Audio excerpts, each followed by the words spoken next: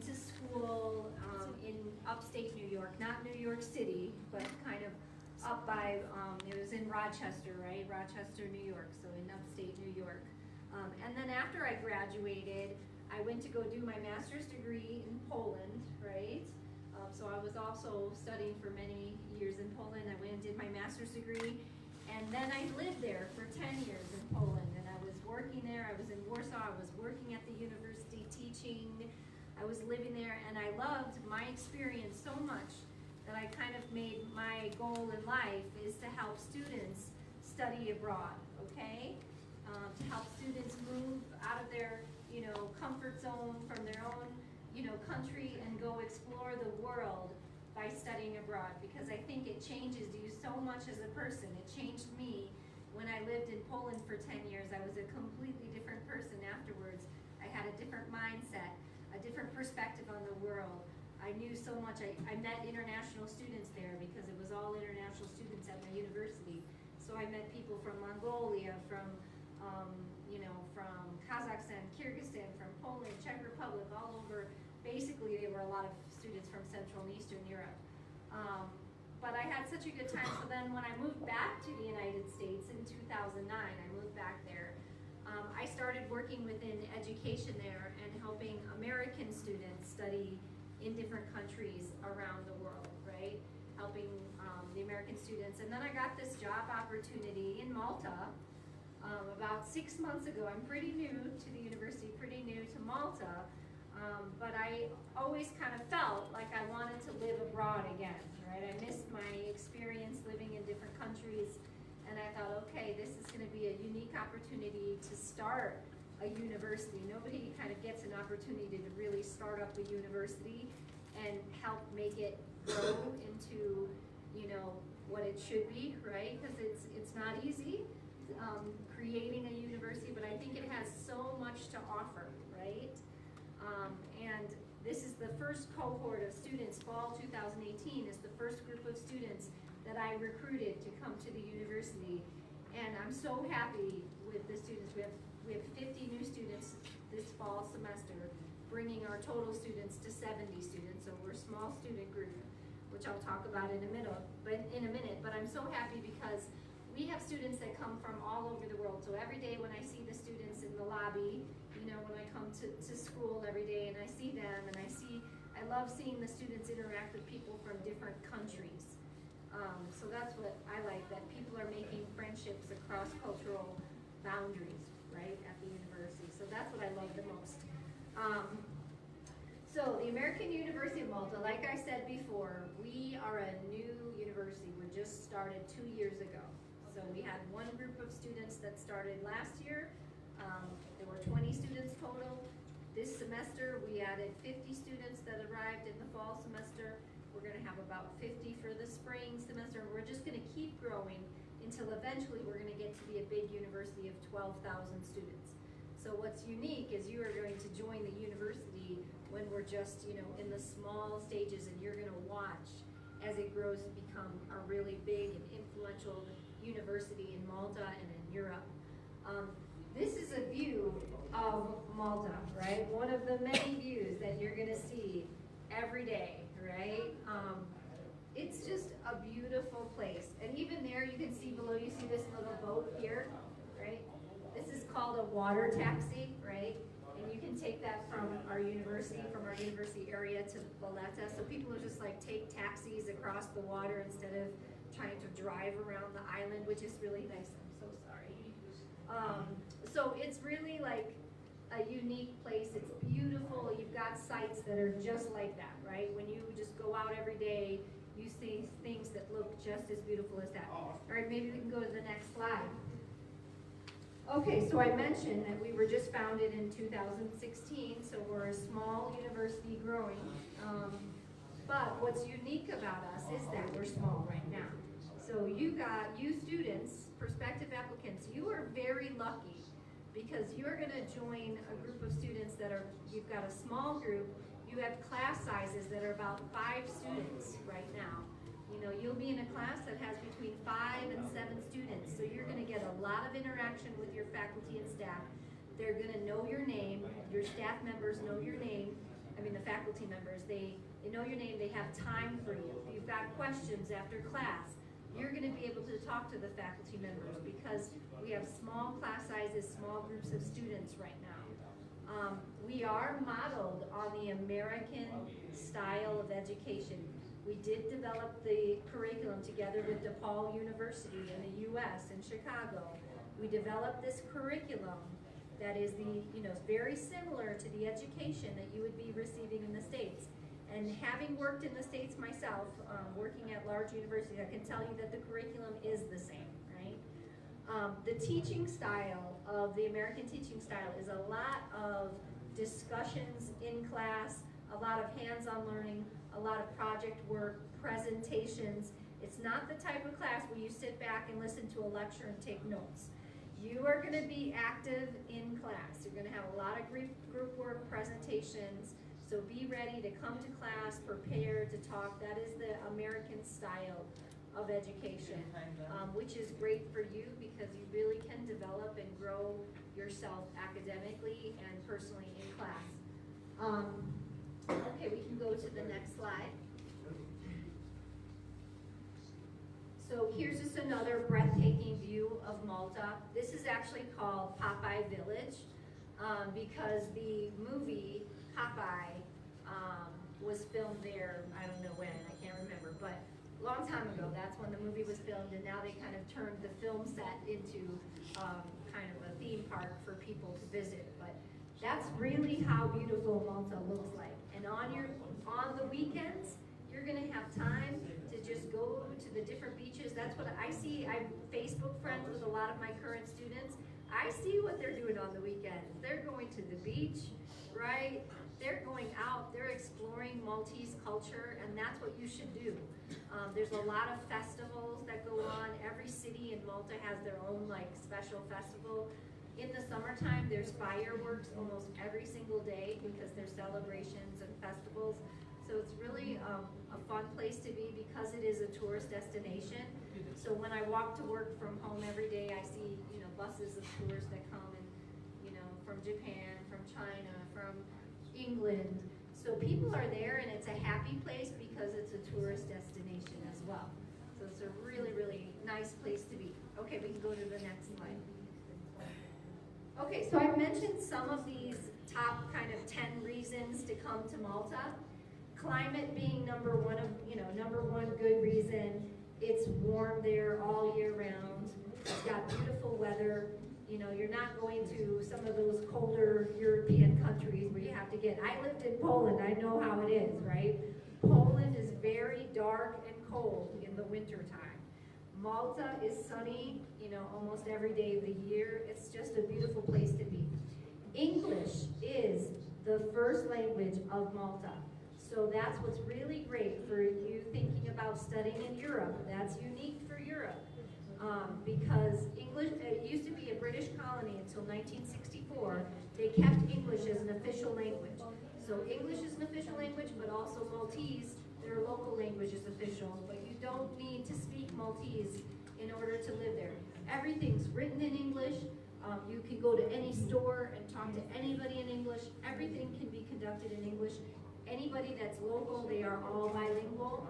And many people there who work are even from abroad, they're not from Malta, so everything's conducted in English. If you were to get a part-time job there, you only need to speak English. If you were to work there after you graduate, the language of professional institutions, offices, it's all in English. So that's what makes Malta really great.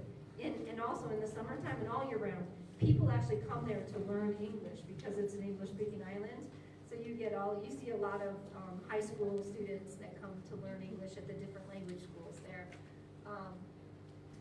So we talked about, the history and architecture of Malta. It's such a beautiful place with so many years of history. We've got a global economy. There's so many international people living in Malta or visiting. So you really feel like it's an international community. And that's what we're trying to replicate at the university by creating an international student body at the university with students coming from all over the world. Malta has, even for a small country in the European Union, it has a very strong economy, okay? Malta's Malta's economy is based on tourism. It's also based on the internet gaming industry, which is a huge industry in Malta. We have over 200 internet game companies that have their headquarters on the island. So that's a huge part of the economy. So therefore, because we have a really good economy, there's good wages, right? There's more jobs than there are people on the island. So there's a lot of opportunities for students. For example, when you're a student, after the first 3 months, you can work on your student visa. You can work 20 hours a week. And students are working. We have as an accounting assistant in a small company in Malta, right? And he didn't have any trouble finding that job when he went there. If you're motivated, you can find opportunities there because it does have such a good economy and because English is the first language there, or official language. Besides that, we talked about the beautiful beaches. Valletta is the capital city of culture for 2018 for Europe. So there's so many activities going on. It's an amazing opportunities that the island has to offer. Okay, we can go to the next slide. So why should you choose AUM? All right, we can go to the next slide. Oh, okay, there we go. We'll try and go one back. A future forward university. Okay, so because we are a new university, we're really trying to be innovative in our approach to teaching, okay, and in our approach to our programs and our curriculum. You know, because we're new, we have that flexibility to provide elements of innovation and new teaching styles into our program. So we're really trying to think outside the box in terms of how we're educating our students. So that's what's really good. I mean, even our university itself is a startup university. So therefore, you know, entrepreneurship, it's in our mindset, okay? So we have a lot of students that come there that either have their own businesses or they want to start their own businesses because that's just how, you know, we are as a university. We think in terms of really helping students in innovation. We're going to get, for example, we're going to get a cryptocurrency institute soon where we're going to focus on Bitcoin and cryptocurrency because that's really big in Malta actually. So we're going to try to have these institutes at the university that focus on some of these leading technologies like Bitcoin or cryptocurrencies. Okay, we can go to the next slide. I mentioned before that we're really trying on that with more classroom discussions and hands-on learning. We focus a lot on making students leaders, right, and leadership skills in the classroom. We focus on geopolitics and understanding what it means to be a global citizen. And you know, as you are going to be living abroad, living in a global community, that's so important for you to understand that once you leave your country, you become a global citizen, right? That's what's so amazing is that now you're going to learn how to interact with people from all over the world and do business with, you know, potential, you know, clients, international clients from all over the world. We do focus on ethics and sustainability, really focusing on the ethical approach to education and as we grow. All right, we can go to the next slide. So one of the things that I was mentioning, I know, don't worry about it. One of the things I was mentioning to you, which is in the middle, the international community. That's the thing that I think so beautiful about our university is we have all international students, and we really work hard to get them from different countries, not to just focus on one country. We've got at least one student that comes from, for example, Vietnam, China, Brazil. I have my coworker. He was just traveling all over all over Latin America, trying to recruit more students from Latin America because we want more countries represented. All right, we've got students from Egypt, from Jordan. We've got students from. We are just welcoming our 3 students from Nepal that we've recruited. 2 of them just arrived the other day, so we did successfully. We had 3 applicants from Nepal. All 3 of them got their visas, and they're arriving right now to start the spring semester. So we're looking to increase some students from Nepal. I was just in Bangladesh. We have students from India, Pakistan, but also from all over the world. We're focusing on a real international group with students from Ghana, from Cameroon, so you're gonna meet students from Africa, from Benin. So we're trying to get, like one student from, different regions to represent. All right, we can go to the next slide. So these are our degrees. Since we're a new university, we don't have every single degree, but we do have some of the main degrees, like business administration, business and finance, accounting, and then we also have a unique degree that's for Malta called game development. That is a combination of computer science and game design, specifically to work in the internet gaming industry. So if you're interested in internet gaming, that is the one for you. And then we have engineering courses. We just added on 3 new engineering programs, like civil engineering, we have electrical here, we have mechanical, and there's one more I can't remember. But now we have all of the engineering programs. Graphic design and animation, that's something nice because it's not offered in everybody's country. And then this Chinese language and culture, that's a signature program that's special for some students, cohorts that we have of students who want to do their MBA in China with a partnership we have. And then the graduate program is the Masters of Business Administration. Now these follow the American curriculum. So the undergraduate programs are usually 4 years. The first 2 years are called general education requirements. So those are like history, math, science, English composition. Everybody kind of takes the same classes in the first 2 years, and then the second 2 years is when you focus on your major requirements. So that's very typical of the American style.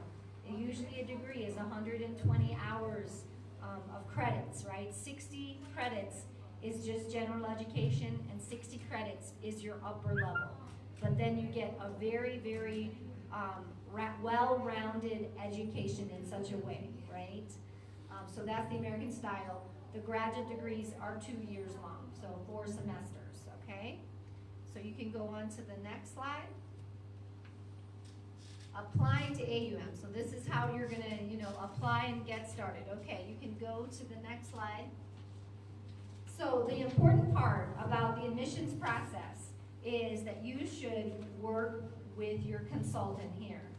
You've been working already with the consultant with Euroworld Education, Euroworld. I just want to make sure I say it the right way, which is a good consultancy, I think, because they focus just on Europe, so they're specialized in an area. And we have been working, so we really trust in our partners who are working, in your consultants, to be our admissions advisors, right? And to guide you through the admissions process. So we consider all of our consultants that I'm, visiting here in Nepal or in other countries, all of our consultants are our admissions specialists. So they are going to give you the information about the university and about the admissions requirements. So the first thing you need to do is talk with your consultant to get registered with them and how to take the next steps. And then your consultant will help you online application. Then it goes through admissions review, where you're going to have an admissions interview, right? And that will help expand on your personality as a candidate, who you are, right? So that's why you have an admissions interview. And then you are offered acceptance from the application and the admissions interview. After the results of those, you're offered acceptance. If your level of English is not the required level that we require for our degrees, then you are offered a conditional English for academic purposes admission. And how that works is students come and they take intensive English for academic purposes for a semester or 2, depending on what your level is, okay? And then you progress into your degree studies. So most of our students do that because most of our students are not native speakers of English. They'll come and they'll just take a semester of English for academic purposes that gets them ready and prepared for their studies that are going to be in English. Because for our requirements for English, for the bachelor's degree, we require a level of 6.0 IELTS, okay? If you're going to do our bachelor's of engineering ones, that requires a 6.5 level of IELTS. And if you're going to do the master's, that's 6.5. So if you don't have the level of IELTS now, say you've got a 5.5, or say you don't have IELTS, it is still possible to be accepted, to get the offer of admission, and to be accepted to the university, but you are going to have to take our English for Academic Purposes program first, okay? And it'll be a semester. Usually if you're like a 5.5 level, you'll just need about a semester until you can go to the next, to the degree program. If you're a 5, you know, you might need, depending on how fast you progress, you might need a semester or 2, okay? So that's how that works. And then you pay, if you have conditional or just regular admission, you have to pay an admissions deposit. It says the minimum is €2,750. For our visa requirements for Nepal, students are required to pay €4,750 deposit. Now that generally gives you, that pays for the first semester of tuition plus housing, all right? So let me just give you a little bit of information about tuition and scholarships. It's gonna come later, but I'll tell you right now. Our tuition is, it's for 1 year of studies, our tuition is €15,500 for 1 year of undergraduate, and it's €14,500 for the graduate MBA program. But because we're a new university, we have very generous scholarships. So we are able to offer 50% tuition scholarships, which makes then the undergraduate and graduate tuition very reasonable, okay? So the only condition, if you're given a scholarship, the only condition of continuing the scholarship is you have to maintain a B average. So as long as you do well in your classes, you will continue with your scholarship, as long as you continue to get a B average, all right? So if you're doing undergraduate studies and you get the 50% tuition, it costs about €7,750 a year, all right? So it is affordable with the scholarships, and you are lucky because in the future we're not going to have so many scholarships. So if you come in now, you get the scholarship, you go to Malta. Pretty soon, you know, within a few years as we grow as a university, we'll have more students and not as many scholarships available. But now is a very good time to apply. Okay, you can continue to the next slide. Here's the required documentation for undergraduate admission. So most important thing is to fill out the online application, which you're going to do together with your consultant, okay? So always work with Euro Education Consultants or the Euroworld Education Consultancy. Work with them because you have to go through a consultant to get through to Malta. We need you to work with the consultants because they're our admissions team here, all right? So the other things that we require are copies of your high school transcripts for undergraduate. If you're doing graduate, we need your graduate, your undergraduate degree or the provisional one if you're still finishing. We do, if you have your IELTS score, you should upload it to your application, okay? It's not required to apply, right? But if you have it, you should upload it. Now, if you don't have the IELTS score or TOEFL, we are gonna assess your English in the interview, in the admissions interview. And we're gonna see, okay, does this person speak English? Does it seem like it's the level that's required? We can give you an offer of admission and accept you to the program, but once you pay your deposit, we are gonna ask you to take an English test. It's called Duolingo. It's an online English proficiency exam. It takes 45 minutes. It's very short, but it's a good exam, and it does cost $49. So if you don't have IELTS, you can be accepted, but before you get to our university, we're gonna want you to take the $49 exam. And that's because we need to know what level you're at to make your placement for English for academic purposes. We need to know, are you a 5 or are you a 5.5? We kind of need to know your level before you come. So we're going to ask you to take that exam, but it's only once you're, you know, signed up and and paid your deposit and ready to come to Malta, we'll give you that information. So you don't have to do it now in the process of applying. If you have IELTS, that's perfect. Right now, we are not requiring the recommendation letter or the personal statement or the extracurricular activities. Usually we are getting that from the agency's application that they submit to us. So right now you don't have to worry about those in the middle. If the consultant requires it, please give it to them. The SATs, number 7 there, SAT is a specific American requirement for American students, so you don't need to worry about that. We do need a copy of your passport. If your passport is even anywhere close to expiring, like within the next year, renew your passport, okay? Because when you go for your visa, they're gonna wanna make sure your passport is good for over a year, all right? So if you're within a year of passport expiry, go get a new one before you start the visa process. And you can just come to a later intake. And right now, there's an application fee, so work with your consultant about, you know, if the fee is required, okay, and what the fee is, okay? So talk with your consultant about the fee. All right, you can go to the next slide. It's basically the graduate documents. Admission, they're very similar. We just require, you know, the same type, the application. We require academic transcripts for graduate.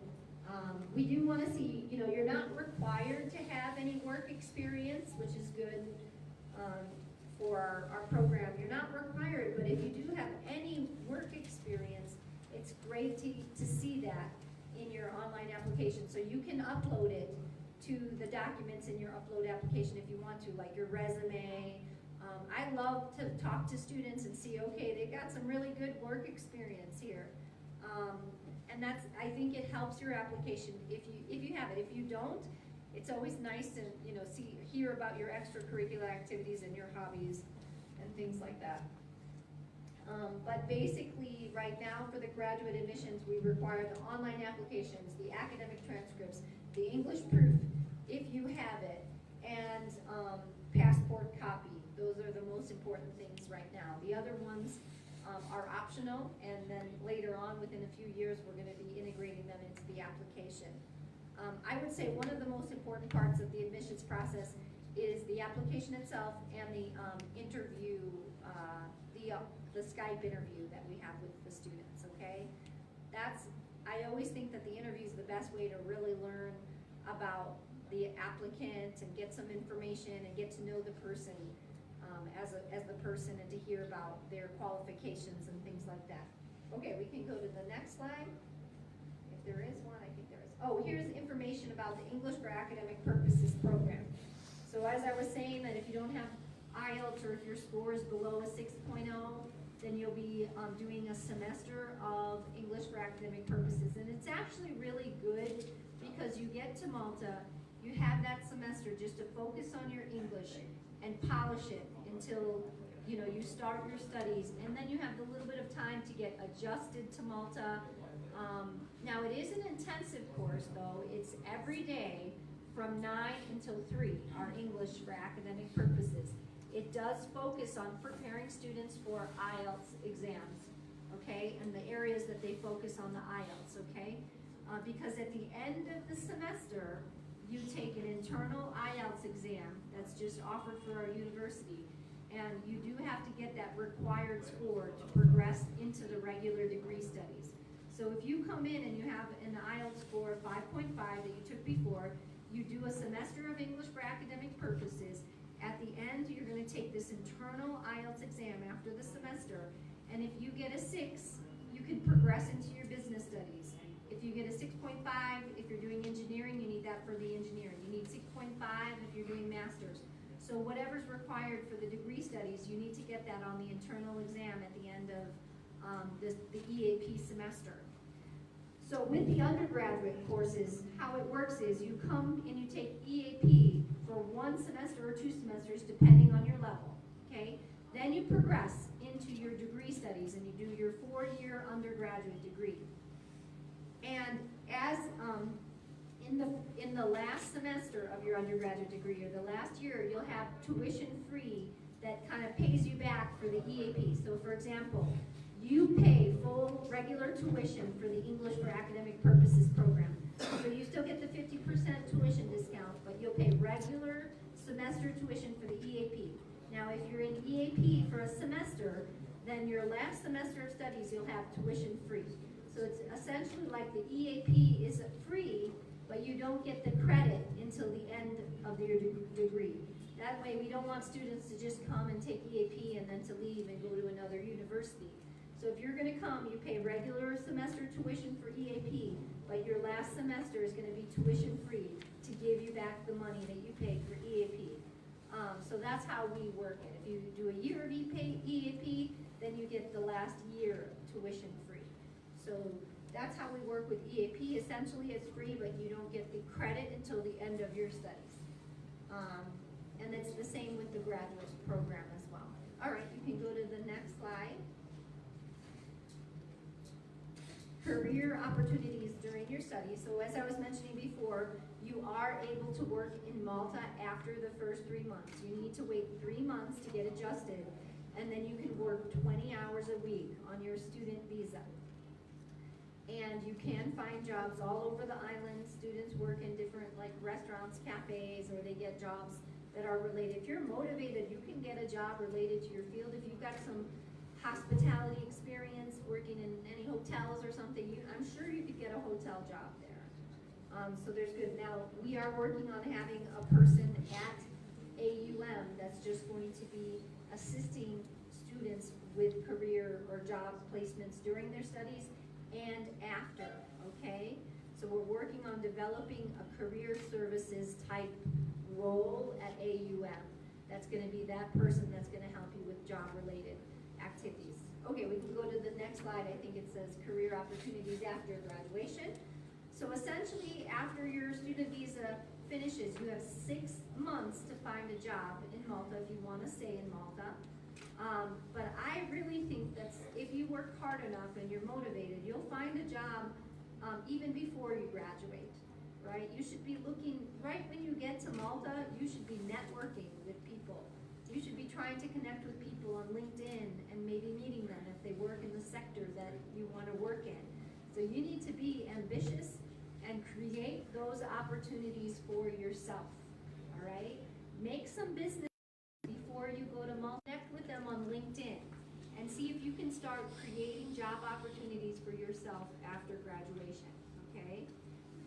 Even though you've got this opportunity to work in Malta after graduation, when you do go for your visa interview at New Delhi Embassy, tell them you want to come back to Nepal, okay?